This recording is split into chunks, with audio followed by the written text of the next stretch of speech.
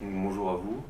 On va Bonjour. procéder à une interview dans le cadre d'une mise en ligne d'une plateforme sur YouTube avec différentes vidéos sur les expériences professionnelles des différents pros dans le domaine du management du sport.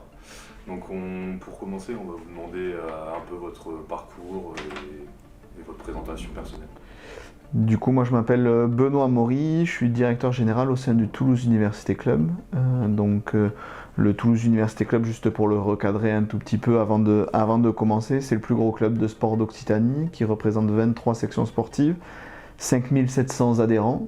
J'ai dans ma fonction de direction et la direction de la partie Omnisport, qui est la tête de chapeau de l'ensemble des filiales dans le cadre de leur structuration.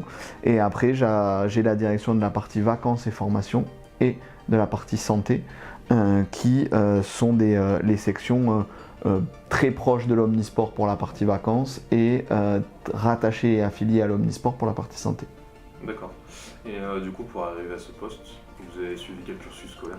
Alors moi j'ai un cursus scolaire extrêmement particulier parce que j'ai pas de diplôme de management du sport, j'ai rien qui est rattaché à cette branche-là. Moi j'ai fait 6 ans d'école d'ostéopathie dans ma 5e année d'école d'ostéopathie, j'ai accompagné des sportifs de haut niveau dans leur carrière sur le plan médical, et à partir de là ça m'a amené à rencontrer des managers de clubs professionnels, des managers de structures et d'entreprises, et à partir de là ça m'a donné un certain goût, à côté de ça, d'un point de vue bénévole, depuis l'âge de mes 13 ans j'ai été entraîneur et éducateur sportif, qui m'a amené à la fonction de direction sportive, donc à gérer une vingtaine de personnes, et de fil en aiguille m'a amené à la présidence, et du coup j'ai mis en place et structuré une démarche un peu d'autodidacte sur la gestion et la structuration d'entreprises et d'associations sportives, qui m'a amené aujourd'hui à des rencontres, parce que c'est une rencontre qui a fait que je suis arrivé à cette fonction-là, qui m'amène aujourd'hui à la direction du TUC.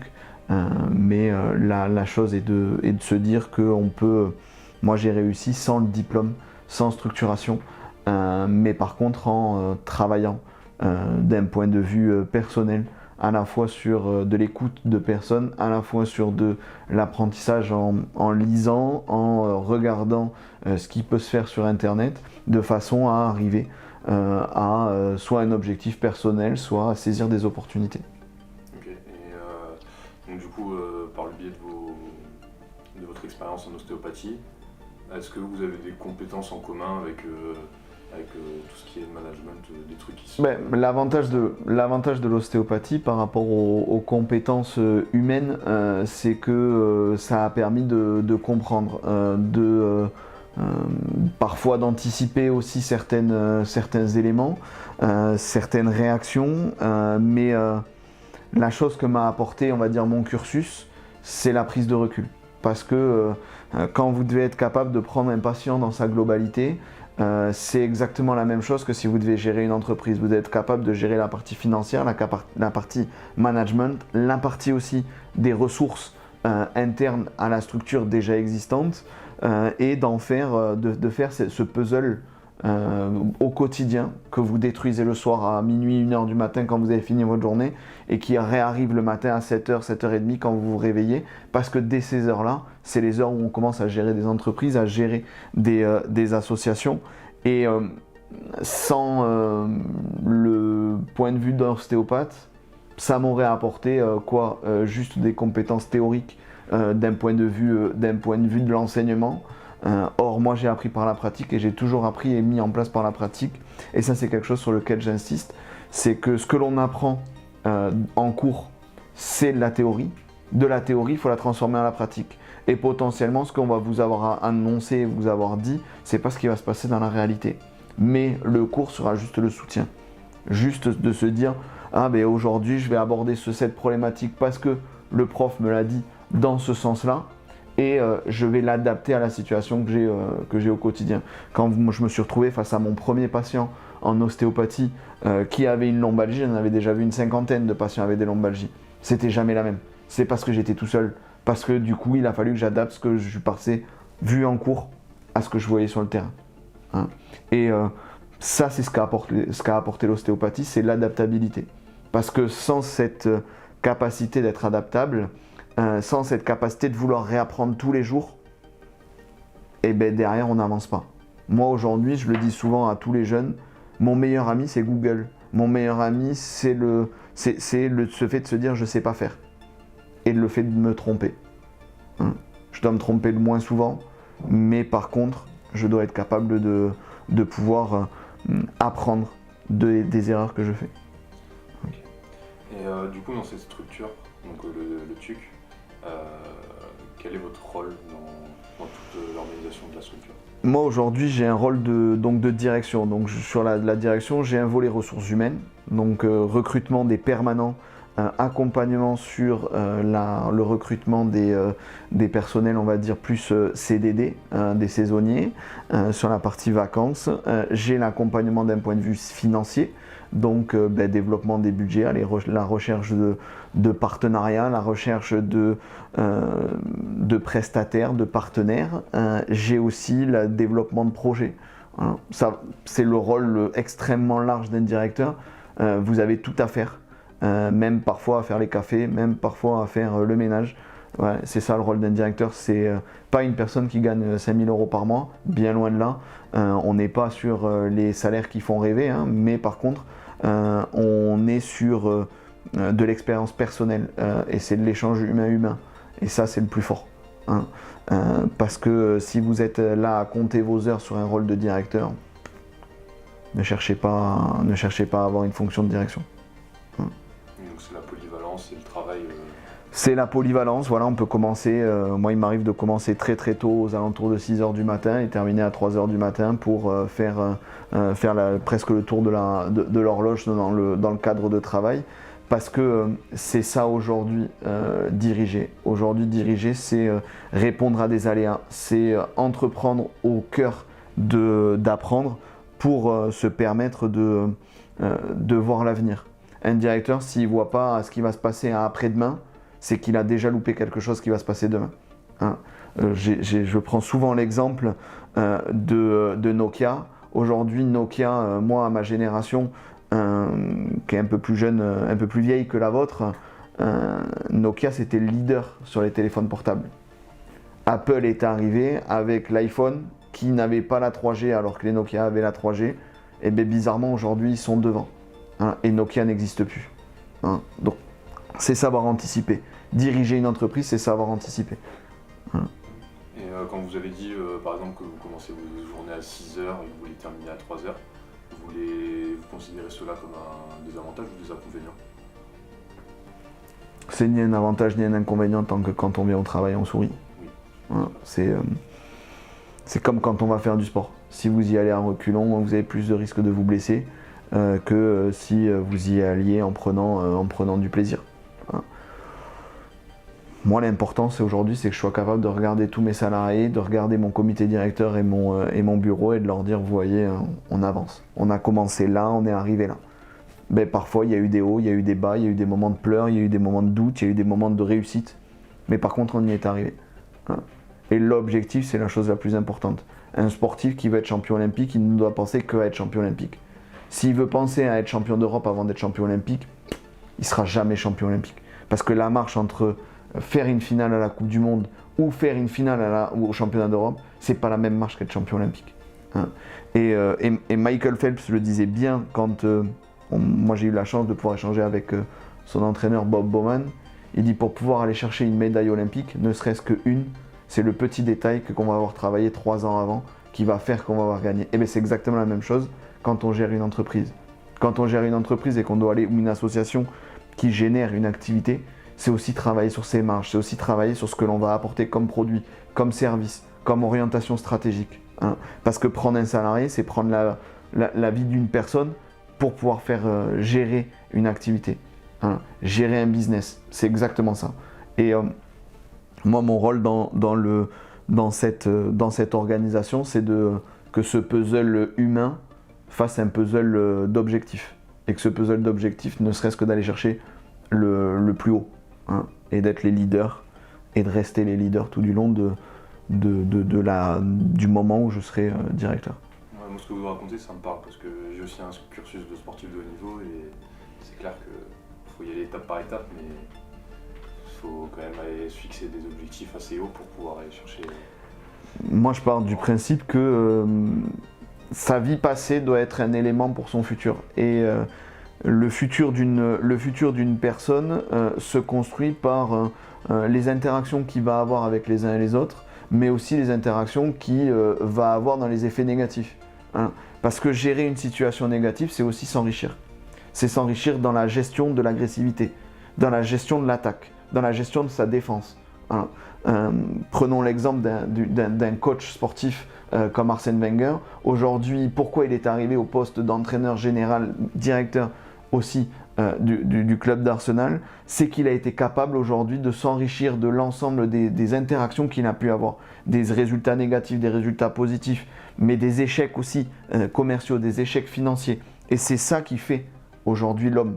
Et la fonction d'un directeur, c'est d'être un généraliste qui s'accompagne des meilleurs spécialistes. Et c'est ça que demain on va rechercher. C'est une personne qui a la capacité d'anticiper. C'est une personne qui a la capacité de dire, là il y a quelque chose. Hein. De se dire que d'un petit point, je peux le transformer en un énorme chantier, en un énorme bénéfice pour la structure. Hein. Ou d'un investissement important, que derrière je ne perde pas d'argent. Hein. Et donc là vous avez le poste de directeur. Au niveau dans l'entreprise, quelles sont les fourchettes de rémunération? On est aujourd'hui sur des fourchettes d'entreprise sur les groupes de la convention collective du sport. Voilà. Un poste de directeur d'une structure de ce type-là, on est sur une structure associative, on est aux alentours entre 2000 et 2500 euros net par mois, et c'est les salaires maximum. Voilà, le salaire moyen dans le secteur sportif, il est à 1500 euros, même quand vous êtes manager. Il ne faut pas croire aujourd'hui ce que l'on voit dans les médias. Un directeur comme le directeur de la ligue de football professionnel, il génère plusieurs milliards. Avant d'avoir ces postes-là, il faut pouvoir avoir un vrai bagage technique. Une personne qui va sortir, moi quand je suis sorti je suis passé de mon activité d'ostéopathe à mon activité ici, j'étais à 800 euros net par mois. Aujourd'hui, je me fais mon salaire. Je me le suis fait, je me le suis construit. Et quand j'étais à 800 euros, je faisais déjà 35 heures. Alors que j'étais payé moins que le SMIC. C'est d'aller chercher son business. Et moi, ce qui pourrait me répugner, et ce qui me répugne quand même un peu en ce moment sur le secteur sportif, ne croyez pas qu'il y a de l'argent. Il faut aller se le chercher. Ne croyez pas aujourd'hui que l'argent il vient tomber des collectivités. Parce que demain, après Paris 2024, peut-être à partir de 2026, on ne sait pas quand est-ce que ça va se passer, mais la bulle économique et la structure économique du secteur sportif est en grosse difficulté. Prenez-la en considération. Faire du management du sport, oui, très bien. Mais le management du sport, c'est que le sport doit être un outil. Parce qu'un manager qui sort d'une filière stable peut être un très très bon manager de l'agroalimentaire. Et c'est ça le plus important. Demain, le manager qui pourrait avoir fait un diplôme de management dans l'alimentation, il pourrait être un très très bon directeur de club sportif. Vous le voyez avec moi-même, j'ai pas de diplôme dans le management du sport et pourtant c'est ce que je fais aujourd'hui au quotidien. Et c'est ça qui a une réelle force dans le positionnement, c'est que, et ce qu'a fait évoluer aussi avec l'arrivée des startups, c'est pas parce qu'on fait une formation qu'on doit travailler dans ce métier-là. Hein. Demain, peut-être que le fait d'avoir fait du management du sport, tu seras le meilleur dans la logistique. Et qu'est-ce que ça t'apportera? Hein. Moi, je connais des personnes qui ont eu un niveau très moyen en management du sport, sortis d'une école publique sur Toulouse, qui aujourd'hui sont directeurs d'exploitation dans l'un des plus gros groupes de transport sur Toulouse. C'est quand même, faut savoir transférer ses acquis. Ses acquis, ses compétences sont liées à un écosystème. Hein. Et parfois l'apprentissage suffit pour pouvoir arriver au plus haut niveau. Vous parlez de vos forces. Est-ce que, je me doute que le réseau que vous avez construit, comment vous l'avez construit et quel impact il a sur votre entreprise? L'impact, il est fort. Maintenant, le construire, il peut être déconstruit en 2 heures. Il peut être n'importe. Se construire un réseau professionnel, c'est s'enrichir des rencontres. Même les pires rencontres. Je peux en raconter des anecdotes. Quand vous allez rencontrer un directeur général d'un club sportif qui aujourd'hui vous prend de très très haut et qui vous explique un peu la vie, ça aujourd'hui c'est une rencontre qui est hyper enrichissante. C'est que quand vous allez vous mettre dans une position de recevoir aussi une personne qui potentiellement peut être d'un petit club, c'est de se mettre au même niveau que lui. Et derrière, ça amène le respect. De ce respect-là, peut-être que cette personne, elle a envie de vous faire rencontrer une personne qui est hyper importante. C'est exactement comme ça. Je peux prendre un autre exemple, c'est dans le cadre d'une activité de prestation. Ici, on rencontre une personne qui était en difficulté. Elle nous a fait rencontrer une personne qui a des ambitions d'accompagner la structure d'un point de vue financier et structurel. C'est se nourrir des rencontres.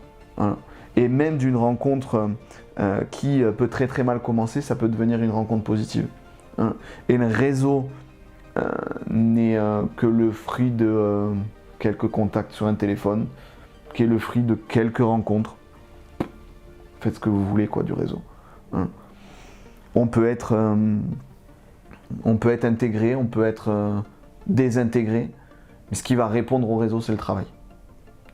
Une personne qui a un long poil dans la main, le réseau, il va avoir du mal à se le faire. Par contre, une personne qui bûche, qui travaille 3 fois plus que les autres, qui a envie de faire avancer sa structure, qui se donne des objectifs à long terme, oui, il va y arriver. Et ça, c'est le plus important dans la construction d'une vie professionnelle. Comment vous arrivez à concilier votre vie professionnelle, parce que vous y passez beaucoup de temps, avec votre vie personnelle? C'est un équilibre. C'est un équilibre à avoir dans une organisation familiale. Voilà, il faut savoir ne pas se faire déborder. Il faut savoir qu'il y a des moments clés. Il y a des moments où vous allez devoir discuter. Tout est dans le dialogue.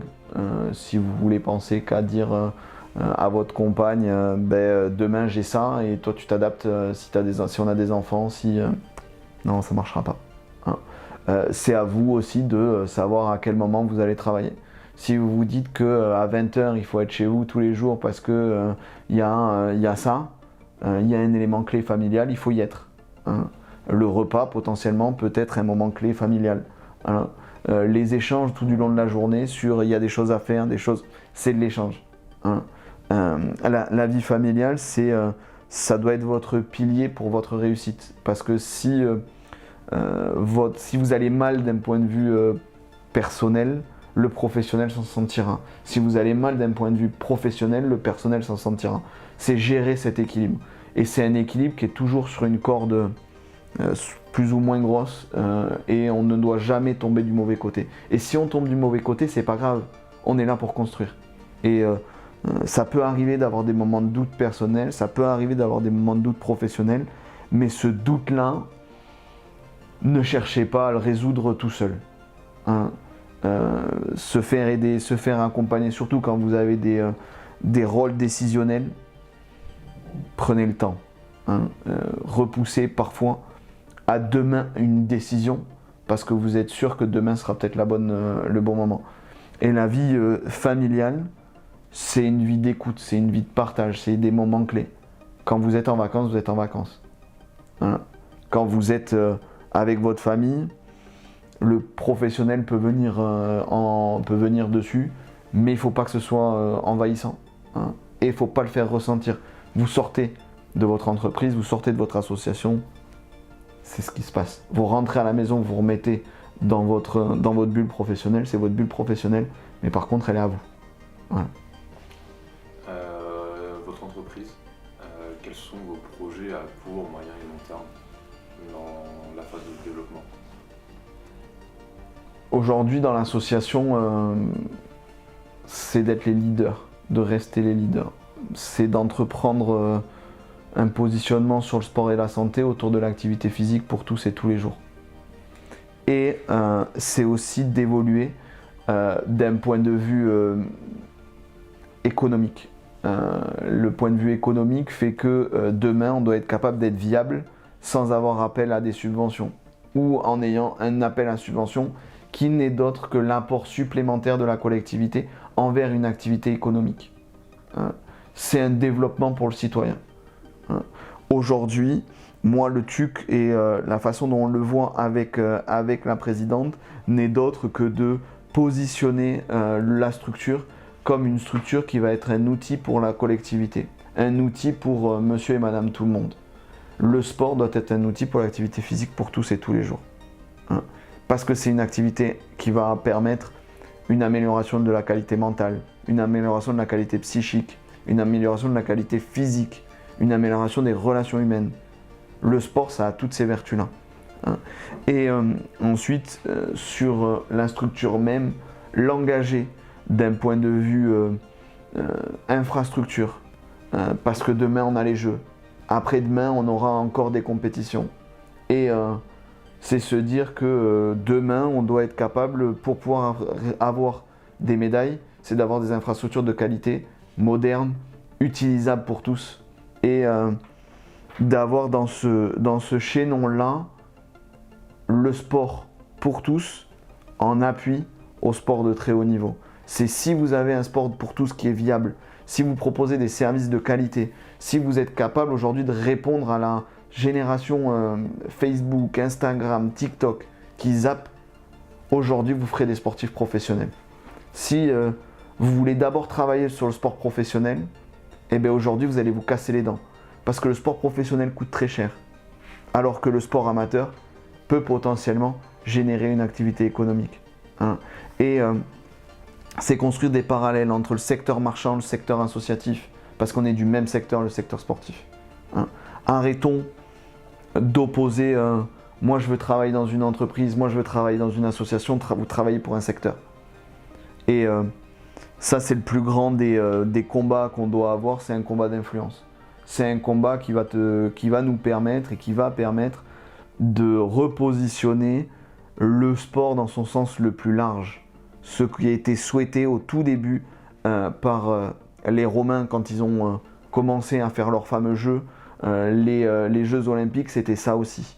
C'est aujourd'hui faire des infrastructures pour du sport de très haut niveau qui va ensuite être utilisé pour le sport amateur, mais qui vont avoir une vocation à travailler sur le futur. Et on ne peut pas décorréler ces activités de l'activité économique de l'activité pratique. Et trop de personnes ont aujourd'hui préféré proposer des salaires avec des subventions publiques à des joueurs sportifs avant de penser d'abord à l'avenir. Parce que dépenser 2000 € dans un joueur, c'est pas dépenser 2000 € en investissement dans un projet. Et potentiellement, ce projet peut faire vivre 10 personnes. Et c'est ça aujourd'hui, c'est retourner ce schéma. Ne pensons pas qu'à la compétition, ne pensons pas qu'à la gloire, ne pensons pas qu'à l'étoile. Parce qu'avant d'aller chercher une étoile, il faut d'abord avoir à chercher toutes les graines qui ont été plantées. Des Tiger Woods, des Messi, des Mbappé, il y en a un tous les 10 ans, tous les 50 ans, tous les 100 ans. On en a attendu d'avoir un deuxième Pelé avec Mbappé très très longtemps. C'est exactement la même chose. Par contre, des sportifs très moyens, on en a tous les jours. Des sportifs nuls, on en a tous les jours. Mais c'est pas grave. L'important, c'est qu'ils se dépensent, c'est qu'il soit bien dans sa tête et qu'il génère une activité. Et pour conclure, est-ce que vous avez un ou plusieurs conseils pour un étudiant en STAPS qui commence sa filière management? Qui commence sa filière? Qui commence et qui veut se spécialiser dans le management. Et après qui part aussi pour la suite. Et oui, pour la suite. Qu'il apprendra tous les jours. Rien n'est jamais acquis. Un étudiant, du moment où il sort, du moment où il apprend, du moment où il est dans sa démarche personnelle, son meilleur ami, c'est lui-même. son meilleur ami, c'est son envie d'apprendre. Hein. Nombre de personnes qui, à 50 ans, ont appris ce que c'était les réseaux sociaux parce qu'ils ne sont pas nés dedans comme nous, on a pu l'être. C'est exactement la même chose. Le sport, comme moi je parle de tout type de métier, c'est apprendre tous les jours. Hein. C'est avoir envie d'apprendre et de faire apprendre. C'est l'envie de se perfectionner ou de se spécialiser, ou bien d'être un généraliste. Le principe d'une personne qui sera en management du sport, c'est d'être capable de faire le lien entre les spécialistes et les généralistes. Un généraliste, il doit maîtriser deux outils. Et derrière, il s'appuie sur des spécialistes. Ces spécialistes, il va maîtriser un spécialiste financier, un spécialiste RH, un spécialiste projet. S'il ne maîtrise pas, le directeur ne maîtrise pas la partie projet. Hein. C'est ça en fait. Et c'est pas de savoir faire des tableaux de calcul immenses. C'est de ne pas savoir faire la gestion de projet. Ça, c'est pas grave si aujourd'hui on est capable d'animer une équipe. Hein. Parce que le rôle d'un manager, c'est le rôle de manager, c'est le rôle d'animer, c'est d'être un entraîneur. Hein. Et avant d'être manager, on est entraîneur, avant d'être entraîneur, on est animateur, avant d'être animateur, on est soi-même. Et si vous n'êtes pas capable d'être à l'aise avec vous-même, ben vous ne serez pas à l'aise avec les autres. Et ça, c'est le plus important pour un manager et pour un étudiant en STAPS, c'est d'être capable de se dire « je suis à l'aise avec moi-même, je me regarde. Derrière, ben là, je ne sais pas faire. Ouais, je sais pas faire, mais je suis honnête avec moi-même. » Moi, je le dis, hein, j'ai eu 2 au bac en anglais. Et par contre, aujourd'hui, je parle anglais s'il y a besoin. Alors avec un accent pourri, mais je l'ai appris tout seul. Parce que le système scolaire ne me le permettait pas. C'est apprendre à gérer et utiliser Photoshop alors que jamais, j'en avais des années-lumière quand j'ai commencé mes études d'ostéopathie. C'est l'autodidacte, c'est la façon d'apprendre, la façon d'entreprendre. Vous pouvez prendre en exemple une personne comme Elon Musk qui aujourd'hui vient se mettre en grosse difficulté avec la gestion d'un Twitter alors qu'il était les pieds en éventail avec Tesla et qui générait son chiffre d'affaires et qui générait ses milliards. C'est une personne qui est capable de se mettre dans la difficulté pour pouvoir ensuite réussir et transformer. Hein. Quand vous êtes le Stade Toulousain, c'est l'ambition d'être toujours le meilleur. Et pour pouvoir être toujours le meilleur, c'est toujours se remettre au plus bas. Et c'est une remise en question constante pour un étudiant. C'est demain peut-être que j'ai 10, mais peut-être que mon 10 va me permettre d'avoir le boulot que j'aurais eu envie. Parce que j'aurais démontré que j'étais capable de. Hein. Être capable de faire quand on ne sait pas faire. Hein. Peut-être la meilleure des conclusions, s'il y en a une à apporter, c'est entreprendre pour apprendre. C'est savoir faire quand on ne sait pas faire. Et c'est utiliser les meilleurs outils. On a la chance d'avoir des outils extraordinaires comme Internet, bientôt l'intelligence artificielle. Utilisons-les pour continuer d'apprendre en plus que ce que nos savants font avec nos profs, avec vos responsables de formation, avec vos responsables de filière, vos présidents d'université, parce que eux, ils savent pas tout, on sait pas tout, mais par contre, à 2, on sait tout. Et ça, c'est le plus important. Apprendre des autres. Apprendre des autres. Du coup, merci à vous pour votre disponibilité.